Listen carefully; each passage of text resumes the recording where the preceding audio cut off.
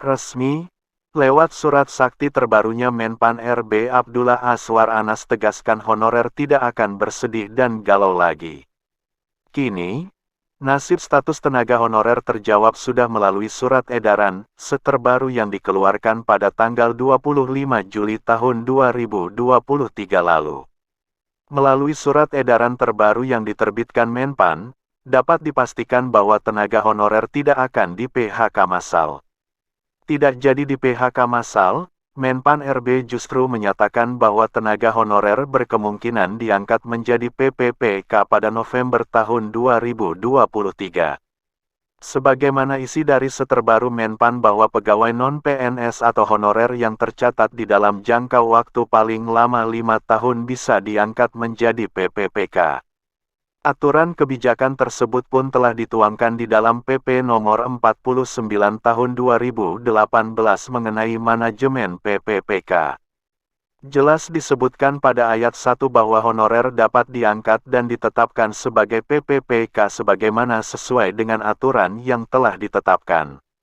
Lewat surat sakti terbaru Menpan yang secara resmi ditandatangani telah dicatat pada nomor B-1527-M.SM, pukul 1.2023.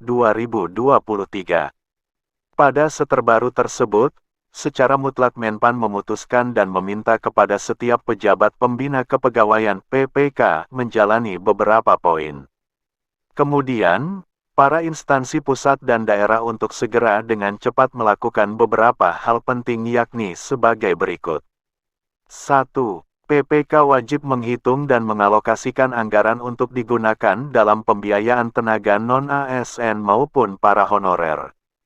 Anggaran pembiayaan ini akan diberikan kepada para pegawai yang berstatus non-ASN juga honorer yang pastinya sudah terdaftar dalam pendataan tenaga non-ASN berbasis data BKN. 2. Kepada seluruh PPK secara tegas diminta untuk tidak mengurangi pendapatan yang selama ini sudah diterima oleh para tenaga non-ASN maupun honorer.